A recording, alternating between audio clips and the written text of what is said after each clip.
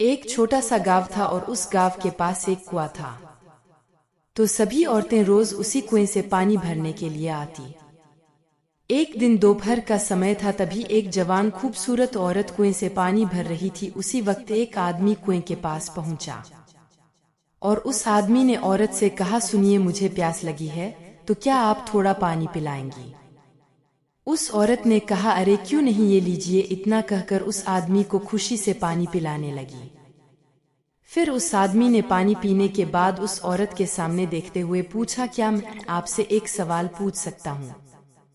औरत ने कहा, हाँ बोलिए। उस आदमी ने कहा, क्या आप मुझे बता सकती हैं कि भगवान भी किसी औरत के चरित्र को बता नहीं सकते? इतना कहने पर वह औरत जोर जोर से चिल्लाने लगी, बचाओ मुझे, बचाओ। उस औरत की इस तरह की आवाज सुनकर गांव के कई सारे लोग हाथ में लाठियां लेकर कुएं की तरफ दौड़ने लगे।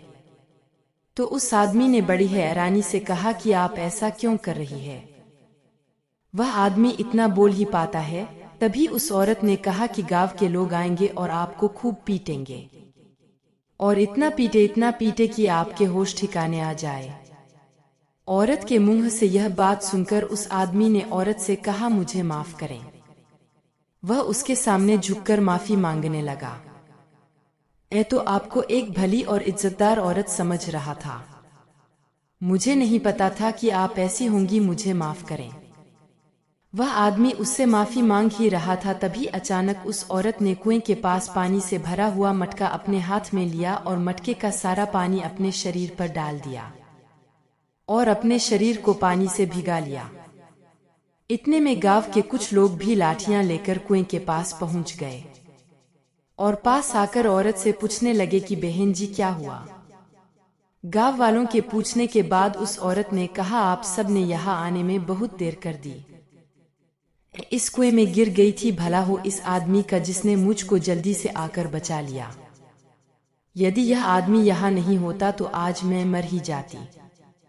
औरत के मुंह से यह सुनकर गांव वालों ने उस आदमी का शुक्रिया अदा किया, उसकी बहुत तारीफ करने लगे और सभी ने मिलकर उसको अपने कंधों पर उठा लिया। यह सब देखकर वह आदमी बस सोचे ही जा रहा था कि इस औरत ने देखते ही देखते क्या कर दिया। गांव वालों ने उसका खूब आदर सत्कार किया और उसे चांदी के कड़े का इनाम भी दिया। जब सभी गांव वाले वहां से चले गए तो उस औरत ने इशारा करते हुए उस आदमी को कहा कि क्या अब समझ में आया कि औरत क्या है? अब आप समझ चुके होंगे औरत का चरित्र। इसके बाद अब आपको किसी औरत के चरित्र को जानने की आवश्यकता नहीं पड़ेगी।